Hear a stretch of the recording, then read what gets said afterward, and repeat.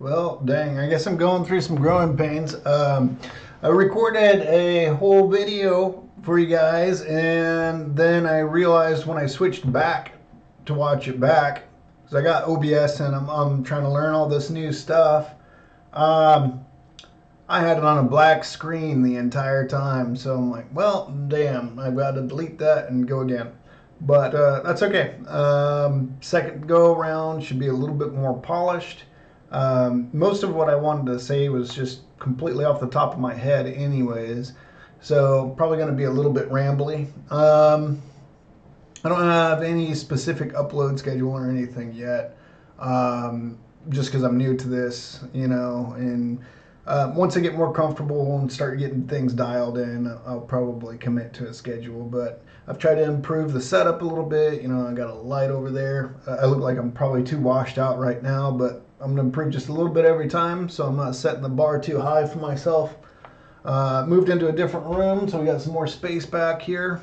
And yeah, started using OBS. So hopefully this all starts looking a little bit more polished, and we can start ramping up, and I can start talking to you cool people, and we just go.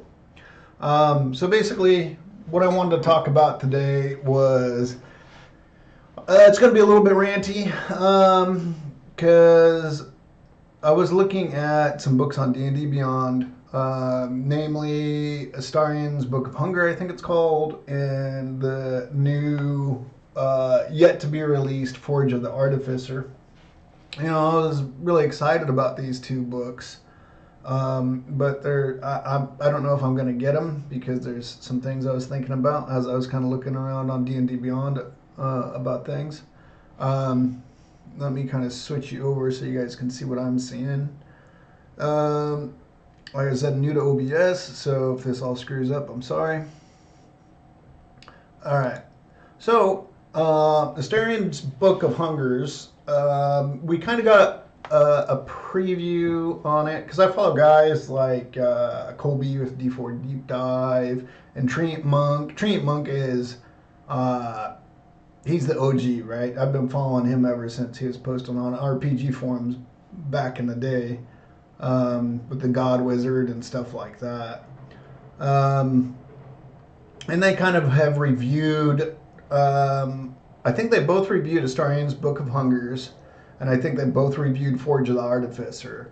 And it seems like true blue Wizards of the Coast D&D products lately for the last few years have kind of been, they haven't been amazing. They haven't been like super bad either, though. I think they're just kind of fulfilling the quota, basically. Checking the box, putting out a product. Here's what we did. Done. It's nothing amazing, which is disappointing. I haven't bought a book on D&D Beyond in a long time. I think the last one I got was Van Richten's. And mostly because after COVID happened and I live overseas and it's hard for me to get physical books anyways, I went ahead and got Van Richten's that way on D&D Beyond. And I didn't feel super happy with my purchase either. It's like there was two usable things from the whole book is how I felt. And the rest of it was kind of just lore stuff that if you're a fan of Ravenloft or Curse of Strahd, probably going to know that stuff anyways. So basically what I got out of it was the Dampier and the Reborn, which are great. What are they called? Lineages now? Because you can tack it on to a bunch of different other species. So yeah, I wasn't real super thrilled about that. Yeah, you get some digital dice, and if you use D&D Beyond a lot, that's kind of neat. But I've always kind of felt weird about buying. This kind of sound weird. Buying digital products, yeah, but like digital dice because they don't really do anything for you. You don't need them. Anyway, that's not what I'm really here to talk about. I just wanted to talk about. So Astarian's Book of Hungers is $15. And it is just on D&D Beyond. You can't access this content in any other way. There's no PDF. I don't think there's any physical book either, which, I mean, there not being a physical book isn't a huge deal, because we can open up PDFs on our phones and tablets and all kinds of stuff. Having access to D&D Beyond, you basically have to have Wi-Fi to use your stuff. So if you're at a friend's house, you know, most people are going to have Wi-Fi in this day and age, but sometimes you don't have it, or connectivity is an issue. You're playing in person, you don't have your phone or your tablet or anything like that, and you're just not going to have access to this content. It's just gone for all intents and purposes. A PDF would help remedy some of that, but I'm probably not going to get Astarians, which is unfortunate because I'm obsessed with vampires and vampire things and undead in general. But I listened to the reviews from Tramp Monk and Colby, and they kind of seemed, the book seemed a little bit lackluster. Like they didn't really nail it out of the park or anything. So I'll probably hold off. I don't make a ton of money. I'm on a fixed income, so probably be better off spending my money somewhere else, unfortunately. And then Forge of the Artificer. This is a pre-order. You get 5 subclasses with this. Reimagine and one new one, the new one being the Cartographer. From what I understand, this was also a little bit lackluster. It's not even that it's not powerful. It does have some powerful options. There's some combo you can do with, I think it's the Artillerist, and you can spam fireballs by making a bunch of wands of fireballs for all your buddies. I don't care about that. Does the class keep up, and is it fun? Mostly, is it fun? Because I will play a slightly less powerful class if it's fun. That being said, this is $19, right? And you only get it on your D&D Beyond account. No PDF. You can get a physical copy, so that's good. So physical, let's see how much the physical is. No, that's not right. I don't think that's updating. Okay, so the physical is $30. I do think it's a smaller book. I don't know how many pages are in it, but I don't think it's huge. You basically get the 5 subclasses, the revised species, 28 feats. I would be curious about the feats. That's a lot of feats. So that might be good. New Bastion options might be good, because I really enjoyed the Bastion system. It's not like a super good system or anything, but it is very flavorful, so I enjoy that. Ultimate Bundle, you get the physical and the D&D Beyond, $40. This, I think that's Black Friday sales, so normally it's $61. I don't know if it's actually $61 normally, or if they're doing, what do they call it, vanity pricing, I think, just for Black Friday. It could be, I don't know. Don't quote me on that. $40 isn't horrible for a physical book and the D&D Beyond deal. But, I mean, both of those things are from Wizards of the Coast anyways. If you buy the book, they should just give you the D&D Beyond add-on for it. I mean, really. It costs them 0 extra money to do that. And it's just making it more accessible to their fan base. I can't help but feel that Wizards of the Coast is just a little bit predatory. Like, I'm not trying to trash talk them, but it's like, okay, so check this out. You go to the digital just for the Forge of the Artificer. It's $20. Let's go over here, check out Valda's Spire of Secrets, which is one of my favorite third-party books of all time. It is massive. Absolutely massive. Let's just see, buy now. How much is Valda's? $27 PDF. It's got some Black Friday vanity pricing going on as well, or whatever you would want to call that. $40 for the hardcover.